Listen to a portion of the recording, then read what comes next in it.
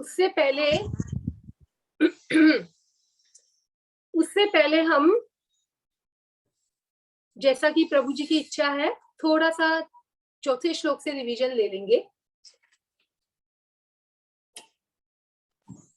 चौथा श्लोक है, भगवान कहते हैं, न कर्मणा नारंभात् निष्कर्मं पुरुषोऽश्नुते न च संन्यसनादेव सिद्धिं समधिगच्छति।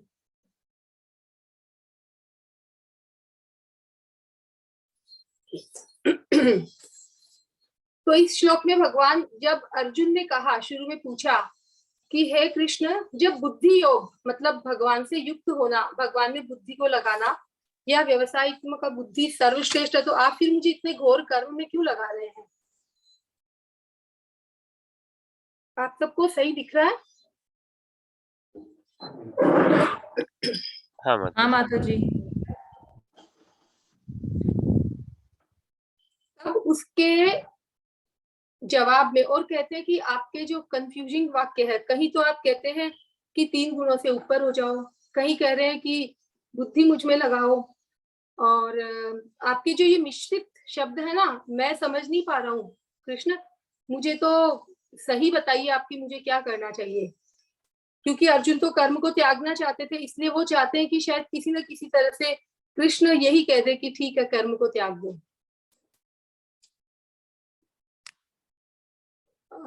मैसेज आया कि वॉइस नहीं है।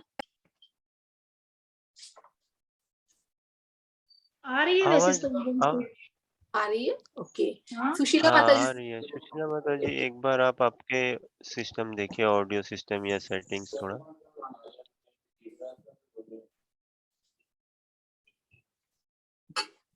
पेमेंट लोग कमाया जो क्या?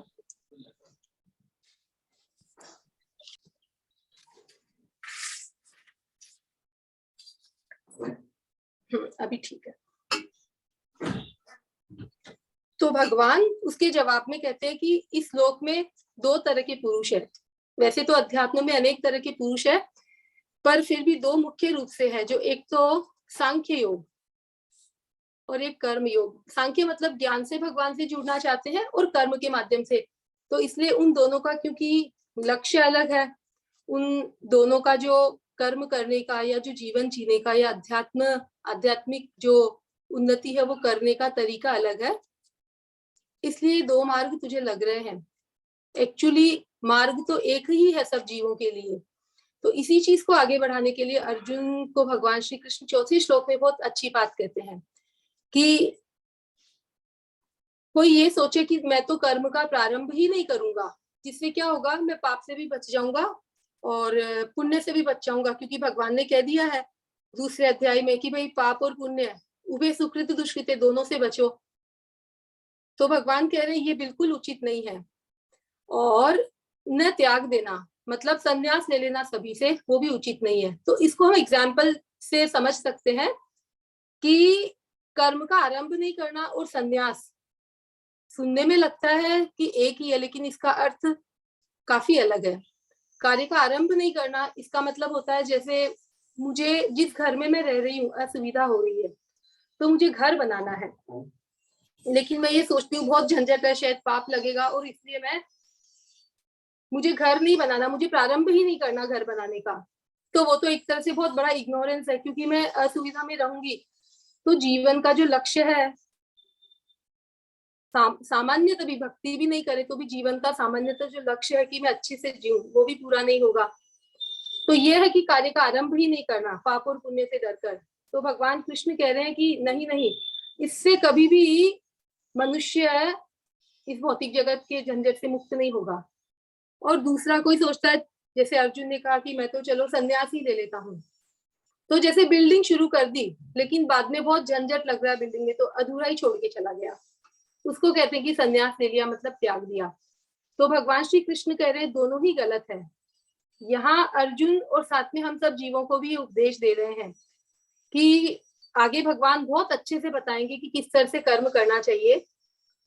तो भगवान श्री कृष्ण ने दूसरे अध्याय में एक्चुअली सभी जो 5 थीम है मेन भगवत गीता की, आत्मा, फिर प्रकृति, फिर कर्म, काल और भगवान, इसके बारे में थोड़ा थोड़ा बताया और अब एक एक चीज को डिटेल में करेंगे। तो इस चैप्टर का नाम ही है कर्म योग। कर्म के बारे में भगवान इसमें बताएंगे कि किस तरह से हमको कर्म करना चाहिए जो हमारे मोक्ष का कारण या हमारे भौतिक जगत में बंधन का कारण न बने और हम इस भौतिक जगत के बंधन से निवृत्त होकर भगवान में प्रवृत्त हो जाएं। एक्चुअली कर्म योग वही है, भगवान में प्रवृत्त होना। तो भौतिक जगत में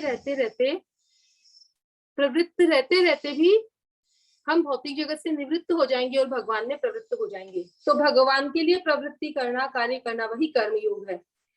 तो इस तरह से चौथा श्लोक बहुत शॉर्ट में हमने लिया कि भगवान कृष्ण कहते हैं कि कर्म का आरंभ ही नहीं करना बिल्कुल गलत है, और कर्म को आरंभ करके फिर पाप और पुण्य या और प्रॉब्लम की वजह से उसको त्याग देना बीच में, तो वो तो और भी सराहनीय बिल्कुल नहीं है।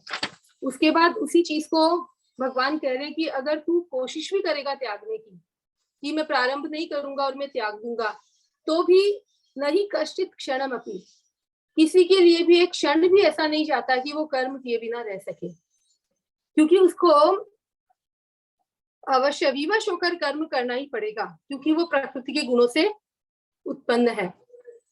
तो प्रकृति के गुण क्या है?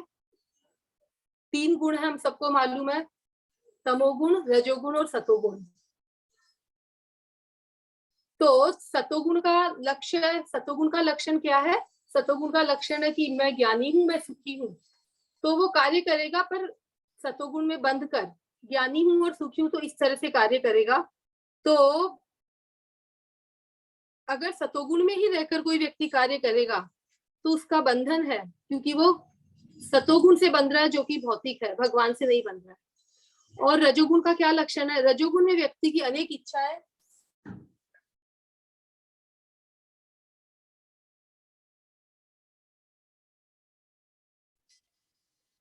रजोगुण का क्या लक्षण है?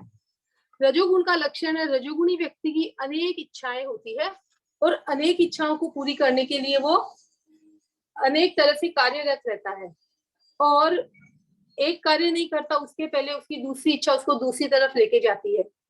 तो वो रजोगुण से, अपनी इच्छाओं से और कार्य पूर्ण करने के इस हिसाब से बंधा रहता है। और तमोगुणी व्यक्ति तो निद्रा और आलसी रहता है। तभी देखिए भगवान यहाँ कहते हैं कि उसको कर्म करना पड़ेगा, किस तरह से विवश होकर कर्म करना पड़ेगा। श्रील प्रभुपाद लिख रहे हैं कि विवश होकर कर्म करना पड़ेगा। विवश मतलब कैसे होना पड़ेगा? आप देखिए, कोई व्यक्ति कोई कार्य करना छोड़ सकता है, लेकिन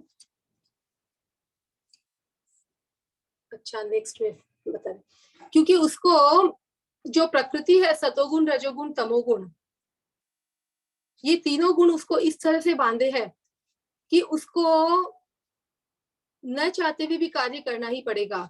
कार्य देखिए किस तरह से किए जाते हैं। कार्य ऐसा नहीं कि केवल शरीर हमको दिख रहा कार्य कर रहा, वही कार्य 3 तरह से किए जाते हैं। मन से भी कार्य होते हैं, बुद्धि से, मनसा, कर्मणा और वाचा, मन से भी कार्य होते हैं, और शरीर के माध्यम से भी, हाथ पैर के माध्यम से भी कार्य होते हैं, मनसा, वाचा और कर्मणा, है ना, और वाचा भी कार्य करती है। तो ऐसा नहीं है कि कोई व्यक्ति ने चलो ठीक है सोच लिया कि कर्म बंधन होगा, पाप लगेगा, पुण्य लगेगा, मैं कार्य करना छोड़ दूंगा, तो शरीर से कार्य करना छोड़ देगा, लेकिन फिर भी उसका मन तो उस कार्य का चिंतन करता ही रह सकता है। भगवान कृष्ण ये समझाने की कोशिश करते हैं, अगर ठीक है कोई व्यक्ति मन को भी रोक ले तो उसको वाणी के माध्यम से तो अपने शरीर के कार्य पूरे करने के लिए तो कार्य करना ही पड़ेगा, क्योंकि शरीर की डिमांड है।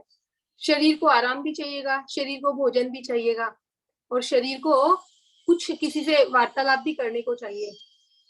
तो भगवान कह रहे कि हम विवश है, सभी जीव प्रकृति के गुणों के वशीभूत हैं हम, तो हमको कार्य करना ही पड़ेगा। इसलिए कार्य करना त्यागा नहीं जा सकता है, क्योंकि वैसे भी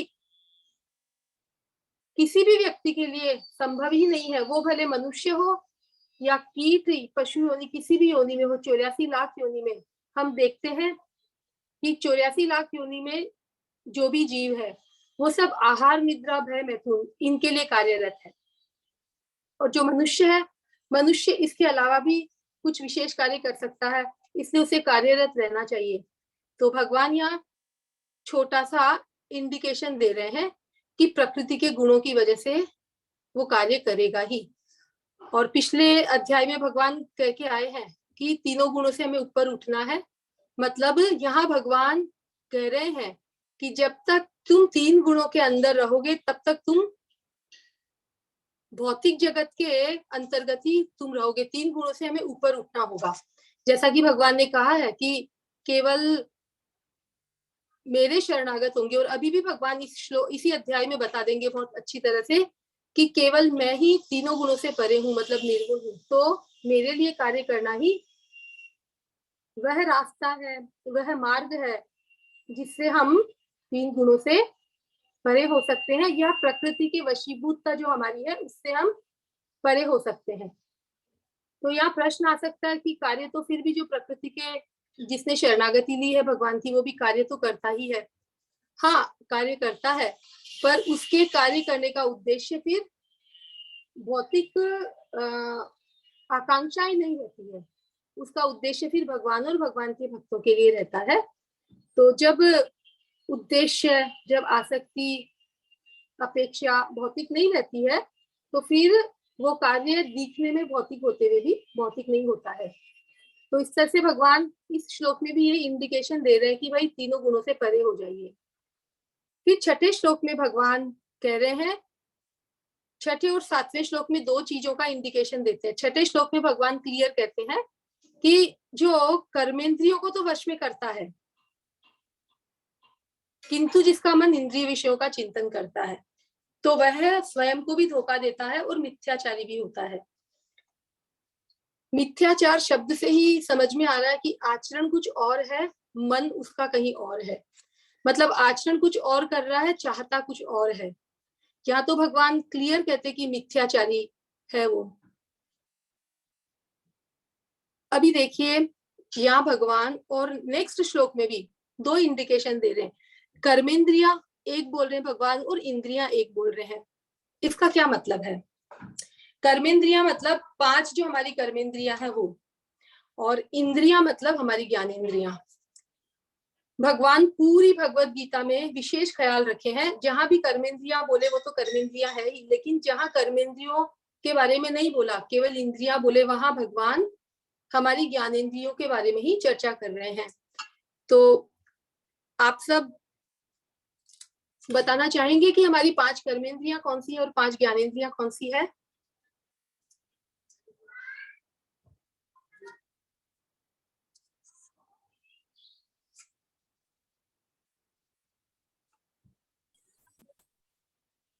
हरे कृष्णा। हाँ, हरे कृष्णा, बोलिए।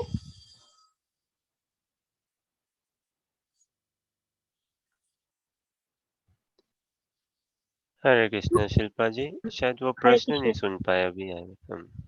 अच्छा, आप बता सकते हैं कर्मेंद्रियां पांच कौन सी है और ज्ञानेंद्रियां पांच कौन सी है? ज्ञान इंद्रिय तो मेरे हिसाब से जैसे हमें नासिका है वो सुगंध है, तो ज्ञान हमें वो ये बताती है बैड स्मेल है ये गुड स्मेल है। हमारी आंखें और वो सात्विक कर्म इंद्रिया भी हैं ही। और हमारा जो दिमाग है ये ज्ञान और कर्म दोनों से शायद उस होता है। आई डोंट नो, इतना तो मुझे नहीं समझ है, शायद यही सब है। आप बताइए प्लीज। आपने काफी अच्छा बताया शिल्पा जी। आप ऑलमोस्ट आपने बता ही दिया कि जिन इंद्रियों के माध्यम से हमको कुछ ज्ञान होता है वो ज्ञानेंद्रियां है। जैसे स्मेल आपने कहा, सुगंध का ज्ञान हमको होता है ना, ये कौन सी सुगंध आ रही है, इसका ज्ञान हुआ, तो ये ज्ञानेंद्रिय है। कान से हम श्रवण करते हैं, अगर कान न हो तो कोई कुछ बोल रहा है हमको समझ में नहीं आएगा, ज्ञान नहीं होगा, तो कान भी ज्ञानेंद्रिय है। फिर त्वचा भी ज्ञानेंद्रिय है। फिर जिह्वा के माध्यम से हमको टेस्ट मालूम पड़ता है, मीठा है कि कड़वा है कि खट्टा है ना, तो ये भी ज्ञानेंद्रिय है। और आंखों से भी हम देखते हैं ना, हमको ज्ञान होता है हमको किधर चलना है किधर नहीं चलना है, तो ये ज्ञानेंद्रियां है। क्लियर? और कर्मेंद्रियां भी 5 हैं जिनसे हम कर्म करते हैं। मतलब ज्ञानेंद्रियां जिस ज्ञान को ग्रहण करती है उस ज्ञान को हम इम्प्लीमेंट करते हैं, जिनके माध्यम से वो है कर्मेंद्रियां। जैसे आंखों ने देखा कहीं फूल तो पैर चलकर उस फूल को तोड़ता है, तो पैर कर्मेंद्रियां हुई, फूल तोड़ते हैं हाथ से तो फूल भी, हाथ भी कर्मेंद्रियां हुई, है ना। तो ज्ञानेंद्रियों ने ज्ञान से सुना, श्रवण किया, और फिर वापस जब श्रवण किया तो उसके अकॉर्डिंग अपने जीवन या कुछ कार्य करने के लिए जब कोई इंद्रिय जाती है, श्रवण किया कि वहां समझिए कथा हो रही है या कोई की पिक्चर है, तो हम फिर वहां जाते हैं, पैर हमारे वहां कथा श्रवण करने जाते हैं या किसी पिक्चर में जाते हैं। तो जो कर्म होता है वो कर्मेंद्रियां तो 5 है कर्मेंद्रियां, हाथ है, पैर है और एक जिह्वा है, गुदा है और उपस्थ है। मतलब जो कार्य करती है, हाथ कार्य करते हैं, पैर कार्य करते हैं, जिह्वा हम भगवान को जो भोग लगाते हैं या जो जिह्वा की इच्छा होती है, जब तक कोई भक्त नहीं होता तो जो खाने का कार्य है वो भी जिह्वा करती है। फिर मल त्याग करने का मार्ग और मूत्र त्याग करने का मार्ग, ये कार्य कर रहे हैं, हम देखते हैं इनको, तो ये कर्मेंद्रियां हुई। तो 5 ज्ञानेंद्रियां और 5 कर्मेंद्रियां, भगवान हरदम इसमें डिफरेंस बताते हैं। सदैव ही हमको ये ध्यान रखना चाहिए कि भगवान कर्मेंद्रियां और ज्ञानेंद्रियों के बारे में बताते हैं। यहाँ कह रहे इंद्रियार्थान विमूढ़ात्मा मिथ्याचार से उच्यते, मतलब कर्मेंद्रिय से तो संयमित कर लिया, एकदम शांत बैठा है, लेकिन ज्ञानेंद्रियों का स्मरण कर रहा है, मनसा स्मरण, मन से स्मरण कर रहा है। समझ में आया? भगवान यहाँ बोलना चाहते कि भाई हो सकता है तुमको लगे पाप और पुण्य होता है तो मैं कोई कार्य नहीं करूंगा, तो कार्य तो नहीं कर रहे हो, कर्मेंद्रियों को तो वश में कर लिया, लेकिन ज्ञानेंद्रियों के जो विषय है उनका मन से स्मरण कर रहे हो। तो ज्ञानेंद्रियों के विषय कौन से है? कान का, कान का विषय क्या है? कोई भी बता सकते हैं? शब्द, हाँ, शब्द है ना, शब्द। और आंखों का देखना, रूप, रूप, त्वचा का, स्पर्श, और नासिका का, स्मेल, जीवा का, टेस्ट। टेस्ट। बिल्कुल। तो एक बात तो भगवान यहाँ ये बता रहे हैं, और कि मिथ्याचार है, तो भगवान मिथ्याचारी के बारे में जब बताते हैं तो साथ में सदाचार के बारे में भी नेक्स्ट श्लोक में बताते हैं।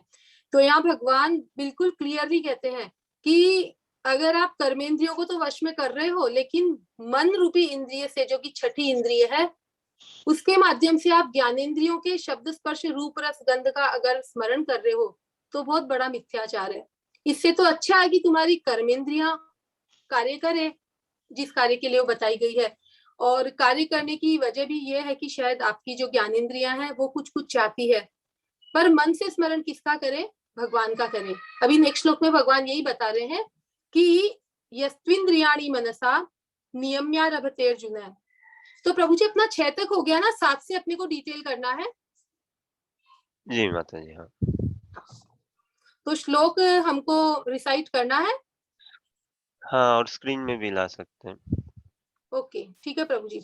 तो एक बार मैं श्लोक बोलती हूँ और उसके बाद कोई भी आप लोग बोलना चाहें तो अपने आप को अनम्यूट करके बोल सकते हैं। यस्त्विंद्रियाणि मनसा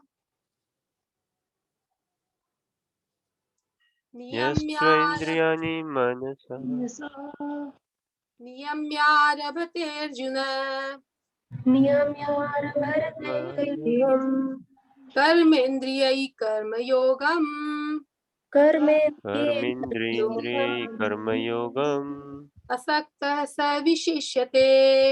आसक्तः स विशिष्यते। अभी मैं पूरा श्लोक बोलती हूँ, आप लोग भी कोई पूरा श्लोक बोल सकते हैं। यस्त्विन्द्रियाणि मनसा नियम्यारभतेर्जुन कर्मेन्द्रियै कर्मयोगम् असक्तः स विशिष्यते।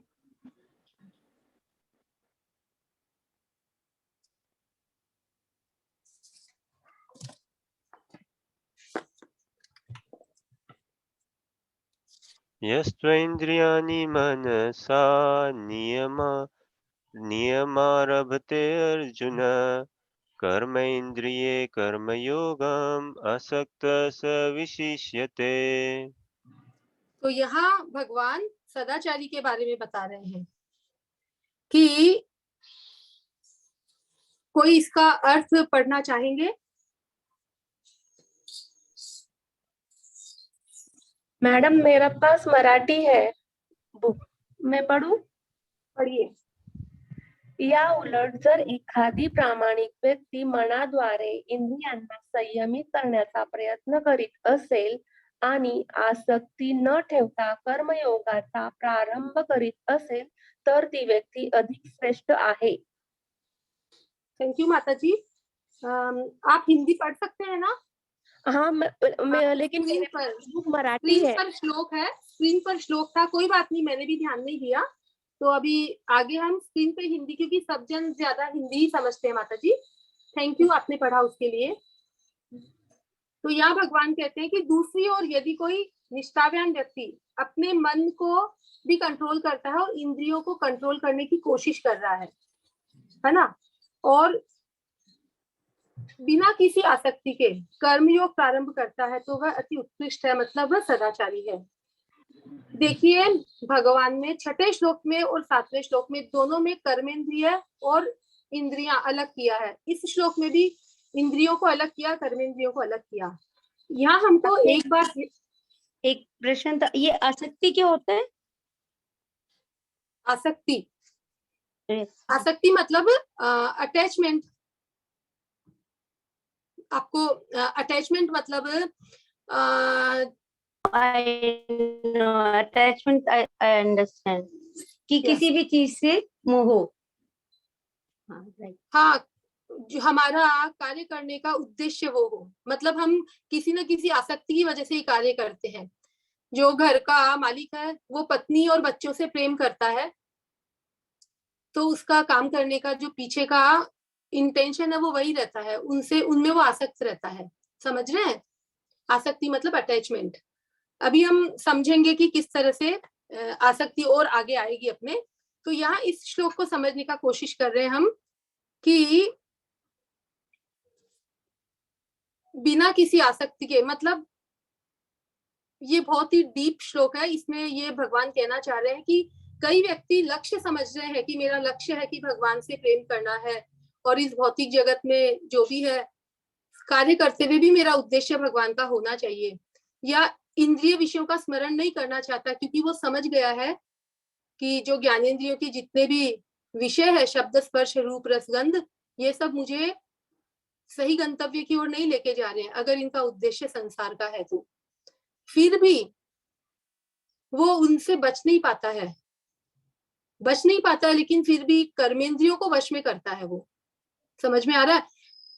वो समझ गया है कि जो शब्द स्पर्श रूप रस गंध हमें संसार की तरफ ही लेकर जा रहे हैं, उनको वो गलत समझ गया है, लेकिन फिर भी वो अपने आप को कर्मेंद्रियों के माध्यम से इतना कंट्रोल नहीं कर पाता है, पर कंट्रोल करने की कोशिश करता है, और मन से शब्द स्पर्श रूप रस गंध जो संसारी है उनका स्मरण नहीं करना चाहता है, कोशिश करता है कि स्मरण नहीं करे, तो वो सदाचारी है।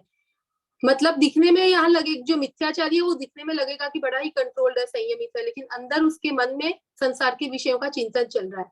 जबकि यहाँ ये व्यक्ति, इसके अंग दिख रहे हैं कि पूरे जो कर्मेंद्रियां वो दिख रही है कि कुछ संसार का ही कार्य कर रहा है, लेकिन मन से वो अपने आप को एक तरह से धिक्कार देता है कि क्यों मैं सब कुछ जानने के बावजूद भी संसार के शब्द स्पर्श रूप रस गंध का ही मुझे स्मरण हो रहा है।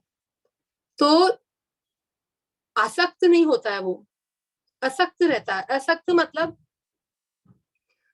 संसार के विषयों को भोगने के लिए कार्य नहीं कर रहा है, वो भगवान की तरफ जाने के लिए कार्य कर रहा है, पर क्योंकि रोक नहीं पाता है अपनी इच्छाओं को, इसलिए कोशिश करता है इंद्रियों को, कर्मेंद्रियों को रोकने की, लेकिन फिर भी अगर कुछ ऐसा कार्य हो रहा है तो मन से उनका स्मरण न करते हुए केवल कर्मेंद्रियों को करने देता है, जिससे एक समय जरूर ऐसा आएगा कि वो ज्ञानेंद्रियों को भी पूरी तरह से वश में कर लेगा।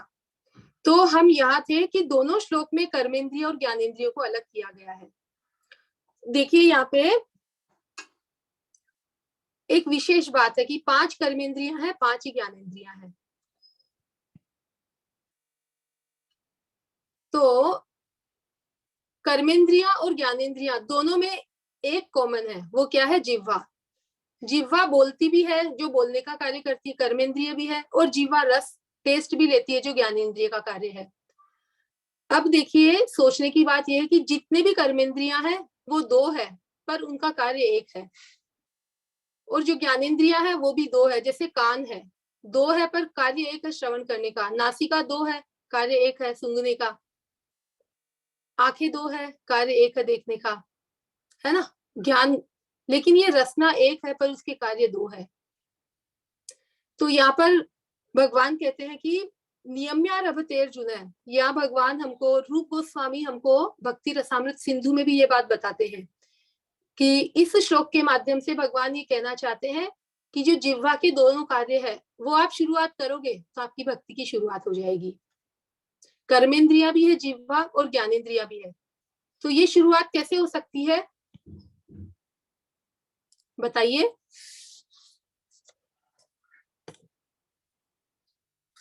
जिह्वा कर्मेंद्रिय के रूप में प्रसाद ग्रहण करती है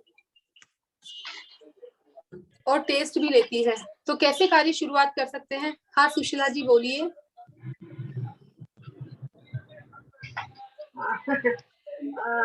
भगवान का माला जाप करके भगवान को प्रसाद का भोग लगाकर भोजन करना।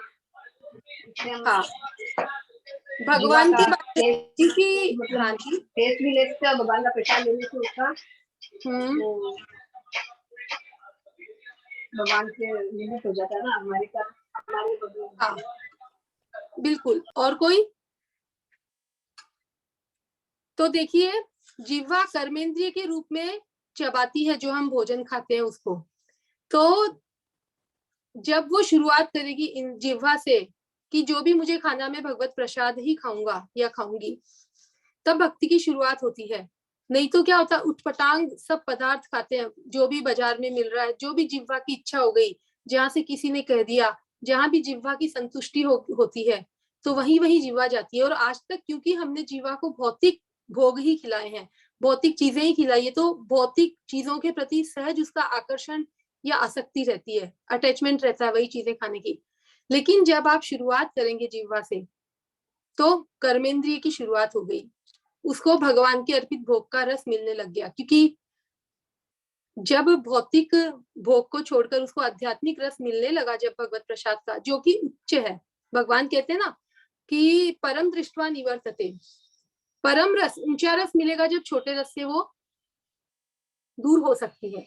तो यहाँ भगवान ये बताना चाहते हैं कि इंद्रिय को भगवान का अर्पित भोग देना है।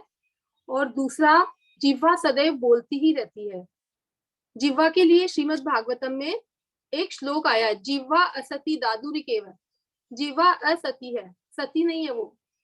सती मतलब एक के प्रति अगर वो एकांतिक भाव से उसी का ही गुणगान करे तो, लेकिन जिह्वा तो जहां कुछ भी उठपटांग गॉसिपिंग मिला, सब विषय में इन्वॉल्व होना चाहती है और खुद का यूज करने लग जाती है।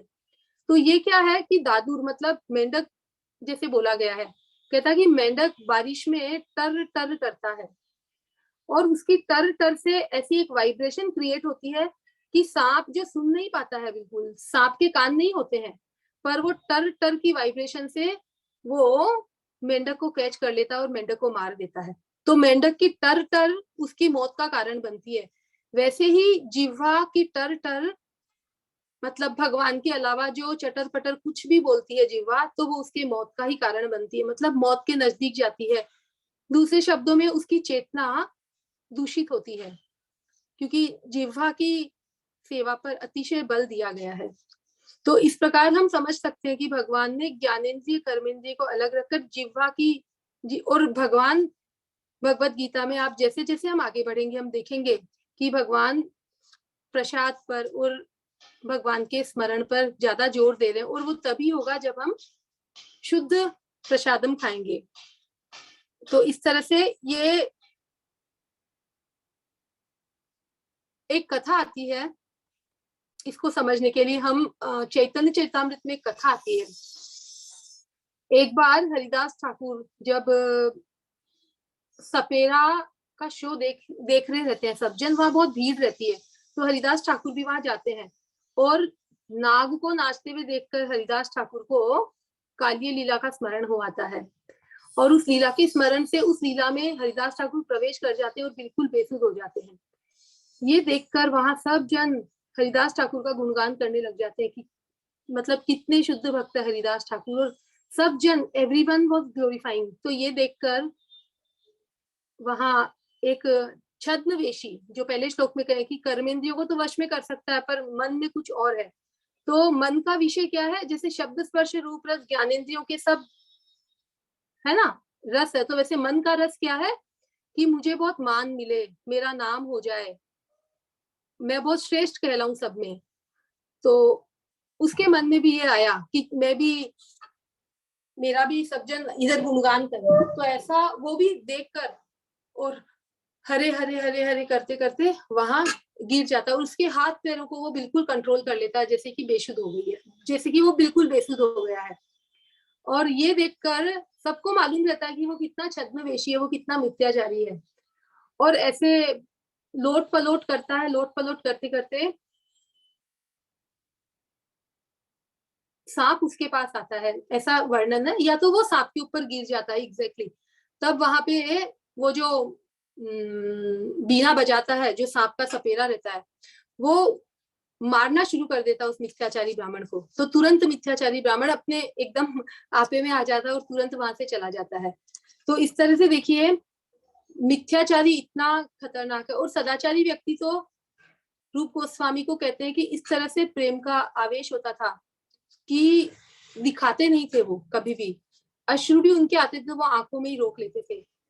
तो यहाँ हमको भगवान बता रहे कि ये जो ज्ञानेंद्रियां और कर्मेंद्रियां हैं उनको मन के माध्यम से कैसे नियंत्रित किया जाना चाहिए, और हम सदाचारी बन सकते हैं। सदाचारी बनना देखिए अपने हाथ में है, ये हमारी चॉइस हो सकती है कि हम मिथ्याचारी न बने, एटलीस्ट सदाचारी बनने की हम कोशिश कर सकते हैं। और परपोट में श्रील वेरी प्रभुपाद लिख डिफिकल्ट रहे नो। हैं। आप मुझे एक हाँ, बात हरे बताइए, कृष्णा। हरे कृष्णा, आप मुझे एक बात बताइए, हम को हमारे मन, आप हम लोगों को कह नहीं पाते, हमारे मन में कुछ और होता है, चाहे ईर्ष्या की भावना है, चाहे कुछ भी है, पर हाँ, क्यों है ये भी हमें नहीं पता होता। शायद यही आपकी बात सही है, मन चाहता है कि हमें मान मिले, सम्मान मिले, और किसी और को वो मिले। आप कहते हैं मन और बाहर दोनों एक तरफ होना चाहिए। जो मन के विचार होते हैं वो अपना आप आते हैं ना, कोशिश करने पे भी हमारी, तो भी वो विचार आ जाते हैं। मैं कोशिश करती हूँ, जैसे कोई मेरे पे कोई भी विचार है, तो उस टाइम में गलत विचार आ रहा है, भगवान का नाम लूं, और तो भी कई बार नहीं लिया जाता है, और वो जो विचार आ जाता है वो आ ही जाता है अपना आप। तो वो कैसे कंट्रोल होएगा? बिल्कुल। श्रील प्रभुपाद कहते थे कि मन में कोई भी विचार आए तो हमारे पास एक बहुत ही शस्त्र है, मनत रायते इति मंत्र है ना। मन में कोई विचार आया, गंदा विचार आ गया, हमको उस विचार से अगर ऊपर उठना है, त्राण पाना है, तो जोर से क्या बोलना है, हरे कृष्ण कृष्ण कृष्ण हरे हरे, हरे राम राम हरे राम राम हरे राम राम राम हरे हरे। मन का त्राण, मन में जो विचार आया ना उसका त्राण मंत्र से होगा, और हमारे पास महामंत्र है। देखिए एक्चुअली ये कह दिया, ये बहुत ही जो आंसर श्रवण किया हुआ था वो है, लेकिन प्रैक्टिकल चीज ये है कि हमको रियली एफर्ट्स लेने पड़ेंगे।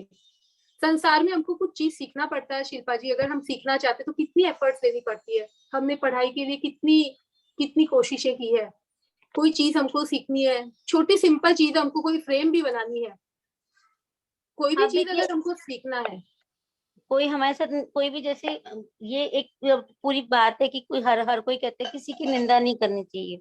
हाँ कोई हाँ आपको अपनी मन की बात बता रहा है, चाहे वो निंदा के रूप में बता रहा है, चाहे कैसे रूप में बता रहा है, ठीक है, कभी कभी तो उसको मोल्ड किया जा सकता है, हाँ पर हाँ हर बार मोल्ड करना इज वेरी डिफिकल्ट।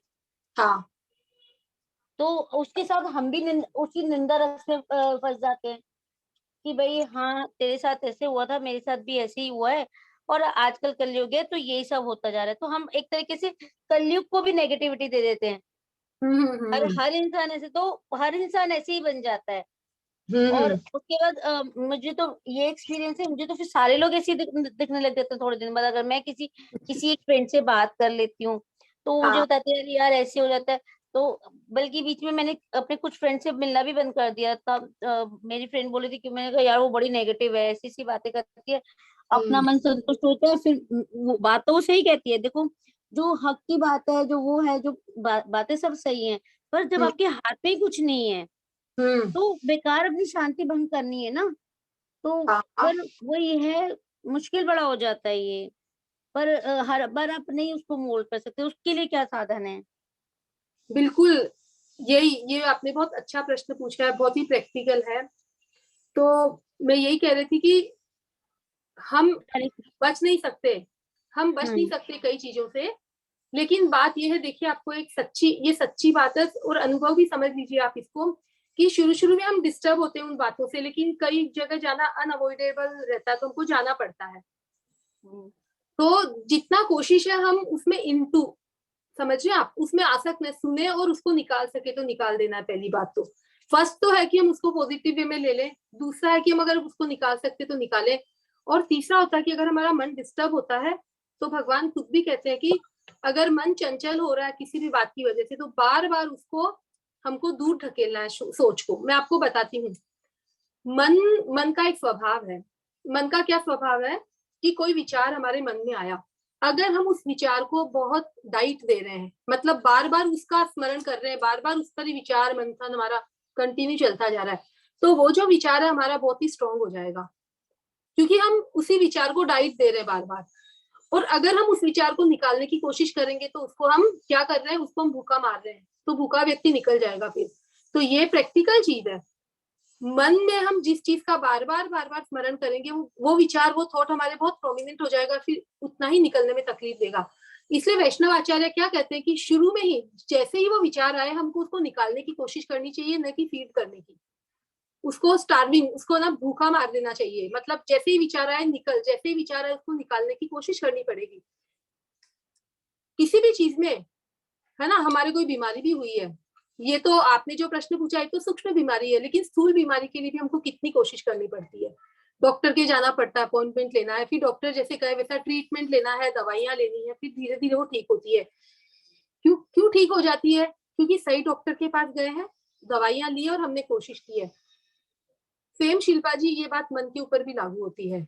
दवाई तो हमारे पास है, हरे कृष्ण महामंत्र, है ना, लेकिन हमारी कोशिश भी रहेगी ना उसके पीछे, कि जैसे ही वो विचार आए हम उसको दूर कर दें, तो धीरे धीरे वो विचार निकल जाएगा। और एक समय सच में ऐसा आएगा, हरिनाम हमको इतनी मदद करेगा कि कोई भी ऐसे विचार या कोई भी हमको कुछ कहे तो हम सुनेंगे, क्योंकि कान का स्वभाव है श्रवण, सुनेंगे, पर उससे हम पर ऐसा इम्पैक्ट नहीं होगा कि हम डिस्टर्ब हो जाएं। या तो हम उसका सॉल्यूशन दे देंगे अगले को, या तो हम एकदम हरदम अनडिस्टर्ब रहेंगे।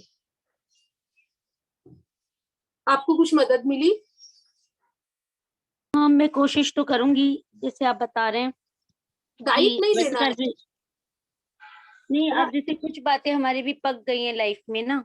हाँ हाँ, आपने आंखों से देखा है उस चीज को, और जब आंखों ने देखा है उसको, वो हो सकता है वो 50% सही हो, 50% गलत हो, क्योंकि लोग कहते हैं आंखों, लेकिन अगर आपके दिमाग ने उसे पकड़ लिया कि वो बात सही थी, और कुछ लोगों ने उसको हवा भी दी कि हाँ वो सही थी, चलो वो सही भी होगी, वो आपने जो देखा वो सही भी है, पर आपको किसी को नेगेटिविटी देने का कोई राइट नहीं, और किसी को जज करने का कोई राइट नहीं है। मैं अपने आप को समझाती हूँ, you are not a God.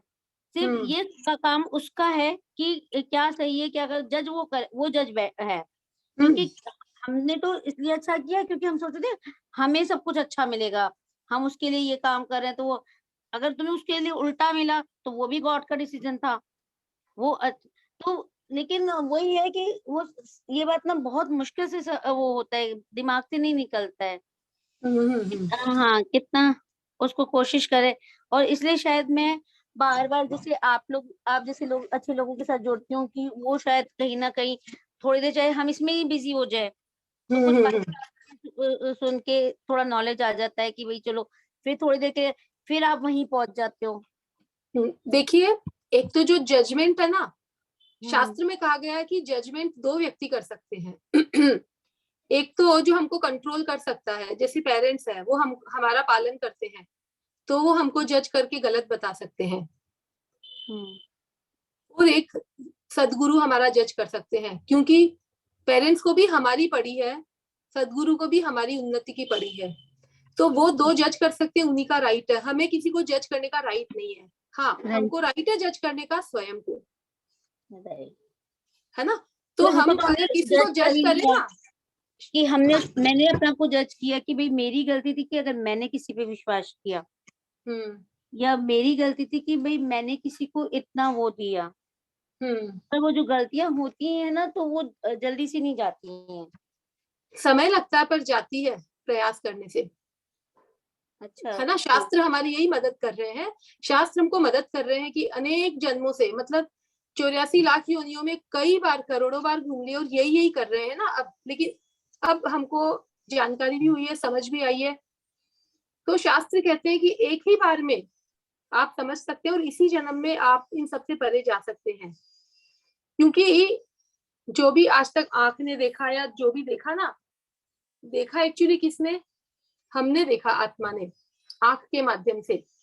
तो जब हमें अपना मैं कौन हूँ, आत्मा हूँ, समझ में आता है और मेरा बेनिफिट किसमें है, ये किसी सत्पुरुष के संग में रहने से समझ में जब आता है ना, तो बिल्कुल ये संसार की जितनी भी चीजें, उनको अलग से प्रयत्न नहीं करना पड़ेगा दूर करने के लिए, स्वतः दूर हो जाएगी। क्योंकि भागवत ये चीज कहती है कि श्रृण्वताम स्वकथा कृष्ण पुण्य श्रवण कीर्तन हृद्यंतस्तो अभद्राणि विधुनोति सुहृत् सताम।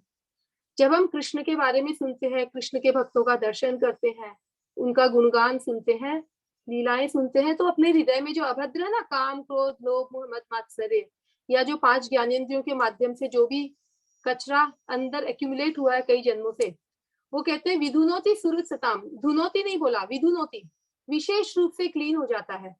मतलब क्या, वो क्लीन हो जाता है और विशेष व्यक्ति अंदर बैठ जाते हैं, भगवान श्री कृष्ण गुरुवन गौरांग वो हृदय में बैठ जाते हैं। तो इस तरह से कोशिश करनी पड़ेगी। आज तक हमने कोशिश की नहीं ना, संसार की हर छोटी चीज को सीखने की कोशिश की, पर भक्ति के लिए या भगवान की तरफ कैसे बढ़े, इसके लिए कोशिश अब हमको करनी है ना। तो इसके लिए एक एग्जाम्पल भी आता है, शास्त्र में कहा गया है कि कोई एकदम अंधेरा रूम है और करोड़ों करोड़ों वर्षों से उसमें अंधेरा ही है। आप आंसर देना शिल्पा जी इस क्वेश्चन का। तो कोई व्यक्ति समझ जाए कि वो रूम बिल्कुल अंधेरे में है, तो वो व्यक्ति समझता है कि इतने सालों से अंधेरे में तो बहुत कचरा होगा अंदर, लेकिन फिर भी वो कोशिश करके एक वहां पे कैंडल लाइट लेकर अंदर जाता है। तो अभी रूम कितना बड़ा है, कैंडल लाइट कितनी छोटी है दिखने में, पर उस कैंडल लाइट से वो पूरा रूम प्रकाशित होगा कि नहीं होगा?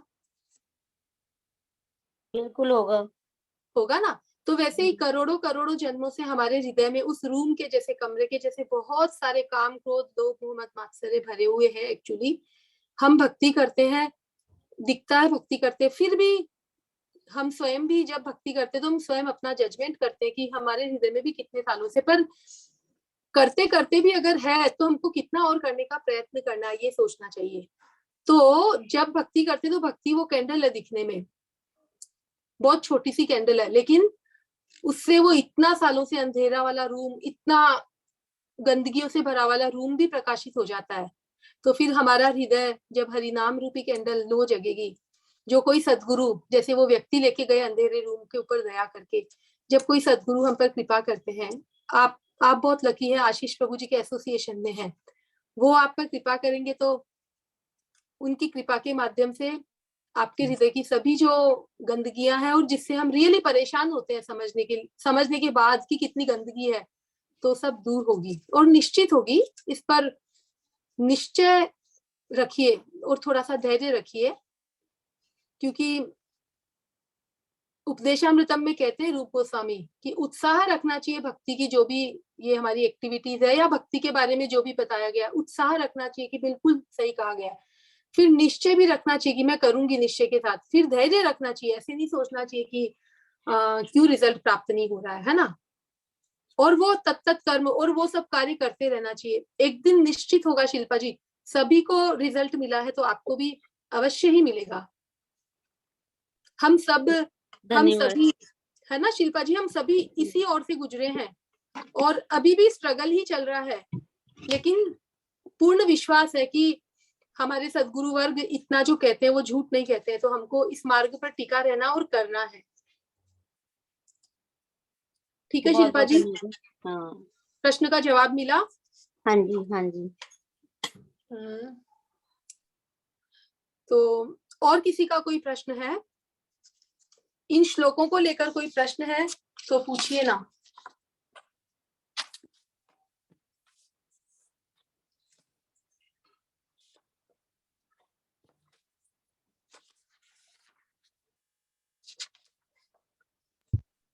एक प्रश्न माता जी, आप जैसे भगवान मिथ्याचारी का बताते हैं।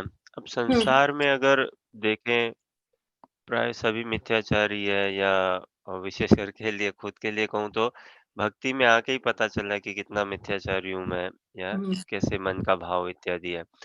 तो अब फिर क्या करें? अब मिथ्याचारी है अंदर से, और फिर भजन में भी नहीं जुड़े, या गुरु गौरांग की सेवा या आश्रम उस हिसाब से कि नहीं भाई ये मेरे लिए नहीं है, ये मेरे लिए नहीं है, तो वहीं तक छोड़ दें, या फिर ठीक है कदम भी उठाएं आगे, और आगे के बढ़ने के लिए कि हाँ, मन में अभी ऐसे भाव हैं, काम, क्रोध, लोभ, मोह इत्यादि संसारी विचार, लेकिन भगवान का नाम जप करें और भक्तों का संग में, तो आगे बढ़ जाएंगे।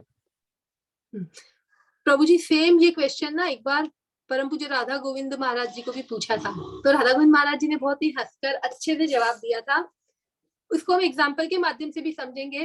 तो महाराज जी बोले थे, अच्छा करने से उसका मन ऐसा हो रहा है, तो छोड़ने से क्या उसका मन अच्छा हो जाएगा क्या?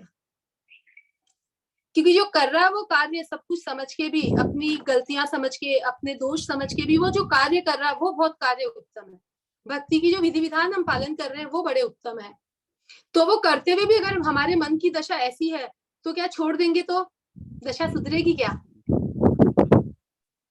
कभी नहीं सुधरेगी। बल्कि मन में ये पूर्ण दृढ़ विश्वास रखना है कि बिल्कुल भगवान ने ये कहा है और भगवान कभी गलत नहीं कहते हैं, मुझे ये पूरा फॉलो करना है और दृढ़ता से फॉलो करना है।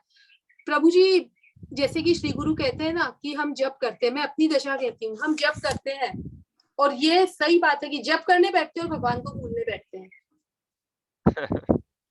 है ना। कम से कम मैं आशीष प्रभु जी बोल रही हूँ तो मुझे याद रहता है कि मैं आशीष प्रभु जी से बात कर रही हूँ, है ना। किसी का नाम लेती तो मुझे ध्यान रहता है। और यहाँ कितना पैराडॉक्स, श्री गुरु कहते हैं कि हम नाम लेने जा रहे हैं भगवान का और भगवान को ही भूलते हैं। नाम ले रहे भगवान का और संसार का ही चिंतन होता है।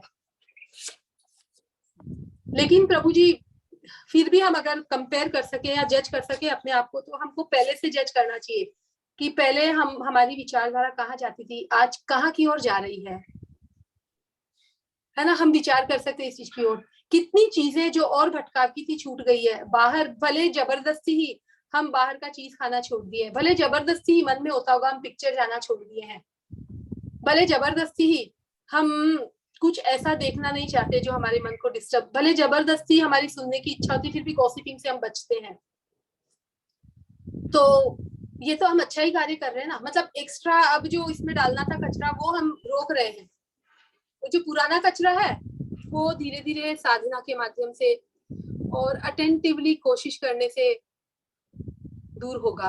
और राधा गोविंद महाराज जी एग्जाम्पल देते हैं कि कोई बच्चा पास होना चाहता है और पढ़ाई देखता है कि बहुत टफ है और पढ़ाई बिल्कुल करना नहीं चाहता है पढ़ाई, और पढ़ाई छोड़ देता है, तो उसके पास होने के चांस बिल्कुल खत्म हो गए।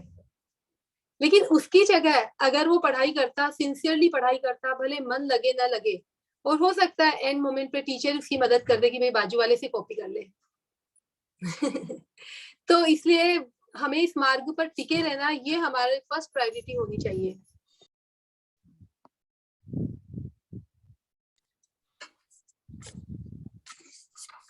तो इस तरह से प्रभु जी ये मार्ग तो छोड़ना ही नहीं है।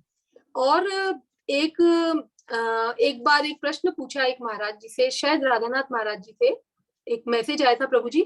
तो वो भक्त कह रहे थे कि महाराज मन नहीं लगता है, यहाँ सब भक्त लोग, वो फुल टाइम थे, तो यहाँ सब भक्त लोग से झगड़ा होता है, मैं भक्तों की निंदा करता हूँ, भक्तों में दोष देखता हूँ, इससे अच्छा कि मैं यहाँ से चले ही जाऊं, तो मैं आपसे परमिशन चाहता हूँ। तो राधानाथ महाराज जी ने कहा कि अगर तुम ट्रेन में बैठे हो, ट्रेन बॉम्बे जाने वाली है, तो ट्रेन अपना चल रही है, ट्रेन को चलने का कार्य तो वो बॉम्बे आपको लेके ही जाएगी। अब रास्ते में आप बैठे हो तो किसी के दोष देख रहे हो कि किसी से झगड़ा कर रहे हो, ट्रेन ये नहीं देखती है, ट्रेन आपको डेस्टिनेशन तक लेके जाएगी।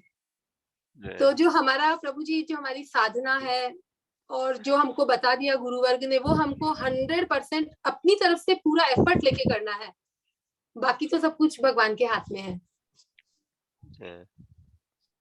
ये बहुत मुश्किल होता है, रोज नई कहानी हो जाती है वैसे तो। रोज हम ट्राई करके जाते हैं और रोज ही कुछ ना कुछ नया हो जाता है।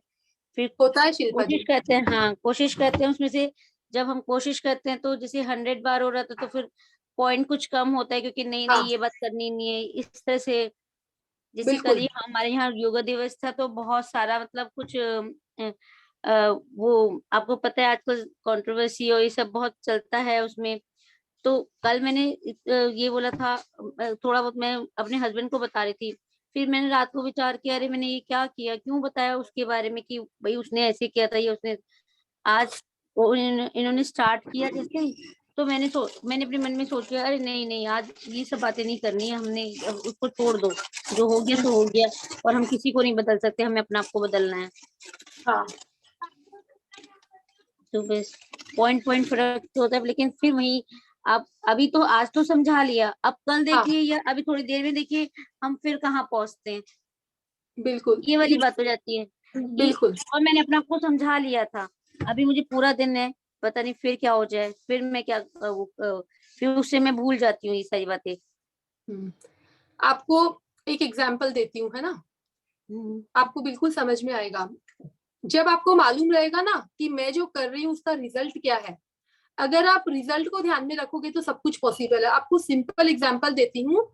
कोई व्यक्ति, आपके भी किसी के बच्चे होंगे, मेरी बच्ची थी सीए में, तो इतने टेम्पटेशंस होते हैं ना फैमिली में, शादी भी रहती है, कई बार भी जाते हैं, होटल भी जाते हैं, पिक्चर भी जाते हैं, और भी घर में भी लोग आके मौज मजा मस्ती करते हैं, तो कितने टेम्पटेशंस होते हैं। पर अगर वो बच्चा ध्यान रखे कि मुझे तो मेरी सीए की रिजल्ट लक्ष्य में रखना है, मुझे तो पढ़ना है ये 6 महीने, मुझे बाकी किसी चीज से मतलब नहीं है, बाद में मैं सब कर सकता हूँ, तो उसका दृष्टिकोण अगर रिजल्ट की तरफ रहे तो इतने टेम्पटेशंस जो उसको बहुत ज्यादा पसंद है, उसका मन भी हो रहा है कि मैं जाके ज्वाइन करूं, लेकिन फिर भी वो नहीं करता है। क्यों? क्योंकि उसको रिजल्ट का ध्यान है। तो वैसे ही शिल्पा माता जी, हम ये देखेंगे ना कि जो मैं किसी में इन्वॉल्व हो जाऊंगा ऐसी सब बातों में, तो मेरे रिजल्ट पे फर्क पड़ेगा, है ना। कृष्ण मुझे देख रहे हैं, हम ये भी सोच सकते हैं कि सभी को कृष्ण देख रहे हैं तो मुझे भी देख रहे हैं, तो मैं अपना ध्यान रखूं।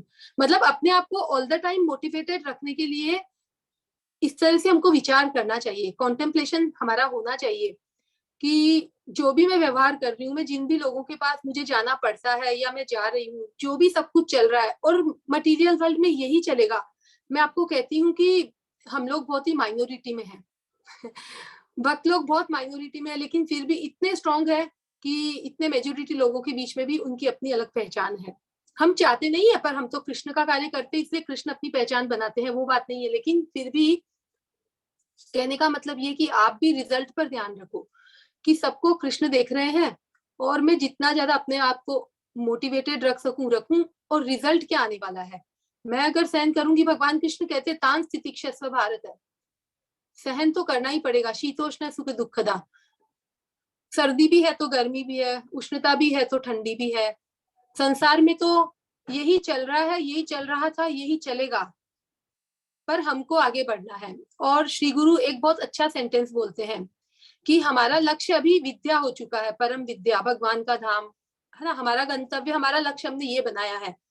तो लक्ष्य वो है, पर हमारा मार्ग जो है, जो हमारा रास्ता है, वो अविद्या का रास्ता है। मतलब हमको सब ऐसे लोग मिलेंगे जो हमको हमारी टांग खिंचाई करेंगे, हमको सब ऐसे लोग मिलेंगे जो खुद को श्रेष्ठ बताएंगे, और हमको ईर्ष्या में और सब चीजों में हमको इन्वॉल्व रखना चाहेंगे, ऐसे ही लोग मिलेंगे।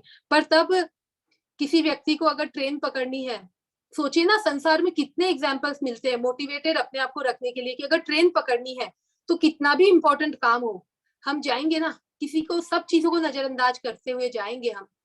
तो वैसे ही शिल्पा माता जी, मैं समझ सकती हूँ आप जो कह रहे हैं वो बहुत प्रैक्टिकल चीज है और प्रैक्टिकल प्रॉब्लम है, और आपके लिए नहीं, बहुत लोगों के लिए है। पर हमको रिजल्ट ध्यान में रखना है। हमको जैसे ट्रेन पकड़ने वाला व्यक्ति अपना गंतव्य समझकर कितना भी इंपॉर्टेंट काम हो वो उस तरह से उस काम को करता है कि ट्रेन पकड़ लेगा। तो इन सब चीजों से, एग्जाम्पल से, और मैं कहती हूँ आप किसी भी चीज को अगर गौर करेंगे, मनन करेंगे, चिंतन करेंगे, तो आपको हर चीज में यही दिखेगा कि इन सबको लेट गो करो, आगे बढ़ो। शिल्पा जी, आपकी कुछ मदद हो पाई? हाँ, थैंक यू वेरी मच।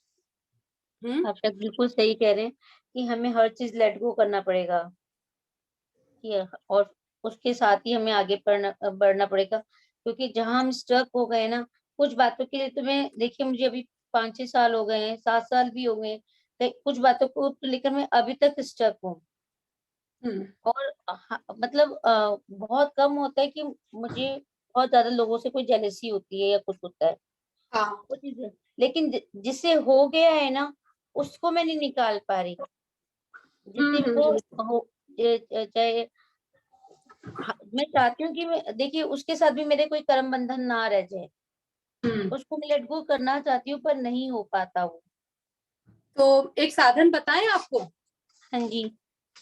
कहते हैं हमको जिससे जेलसी होती है, जेलसी का एक प्रमुख लक्षण क्या है? हम उसको नीचा दिखाना चाहते हैं, राइट, है ना?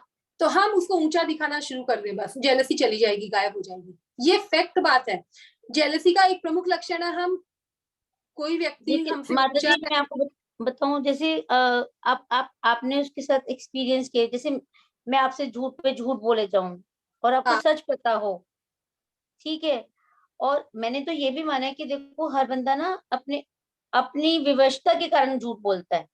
पता नहीं उसकी लाइफ में क्या क्या ऐसा कुछ रहा है कि वो जो इतना झूठ बोल रहा है, ठीक है, ये उसको इतना हुआ है। सबकी अपनी अपनी लाइफ की अपनी अपनी यात्राएं हैं, ठीक है, और उसकी लाइफ में रहा होगा कुछ, लेकिन फिर भी ये लगता है यार आपने किसी के साथ, हमारा कोई ऐसे रिश्ता, कोई बंधा वाला था, कोई भी अच्छा दोस्ती का रिश्ता है, तो अगर आप वो भी आप झूठ से शुरू करेंगे और वो तो शायद कहीं पे भी कुछ सक्सेस नहीं होगा।